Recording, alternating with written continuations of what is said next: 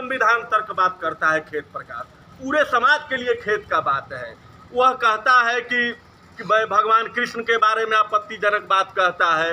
वह हिंदी देवी देवताओं के तो हो गया, जाति विशेष पर सामान्य जाति के जितने भी, चाहे वो ब्राह्मण हैं, राजपूत हैं, भूमिहार हैं, उनके यादव इन पर भी टिप्पणी करता है। तो यह टिप्पणी वह कहता है कि हम बाबा साहब भीमराव अंबेडकर के सपने को साकार करने जा रहे हैं।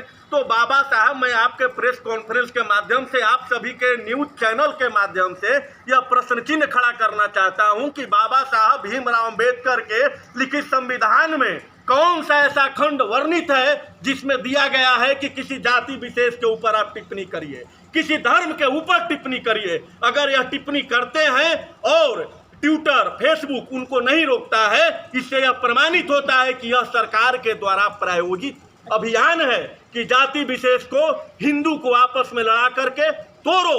और यह खेत प्रकाश, यह हिंदू नहीं है। इसका अगर डीएनए जांच करवाया जाए तो यह मोहम्मद गजनी और गौरी का वंशज है, क्योंकि एक हिंदू जाति में जन्म लेकर के अपने धर्म के ऊपर ऐसा टिप्पणी कैसे कर सकता है।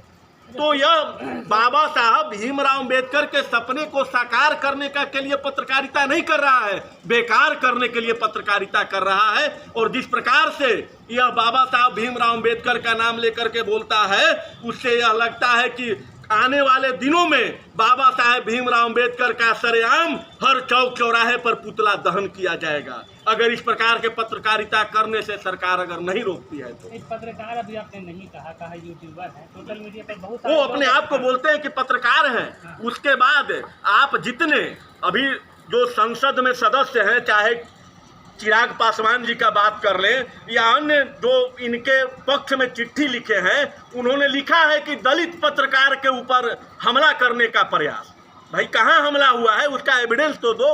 अगर आप हमारे, यह तो एक संवैधानिक बात है, कोर्ट के तरफ से या भारतीय संविधान का नियम है कि अगर हमारे ऊपर कोई हमला करता है, चाहे वो हमला प्रत्यक्ष रूप से हो, चाहे हमला अप्रत्यक्ष रूप से हो, उसका मैं प्रतिकार कर सकता हूं, संविधान वर्णित बात है। तो भाई अमृतांशु वश जी ने क्या किया, उसी का तो विरोध किया।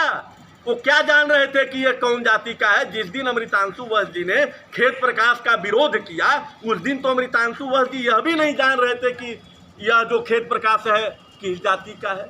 तो हरिजन एक्ट लगाने की बात ही कहाँ से आती है, यह तो बिल्कुल ही गड़बड़ है। और बहुत सारे थानों में इनके खिलाफ आवेदन दिया गया, लेकिन वहां पर एफआईआर दर्ज नहीं लिया जा रहा है। तो इससे यह तो साफ सरकार का मानसिकता दिखलाई देता है। आखिर बिहार पुलिस भी क्यों चुप है? बिहार पुलिस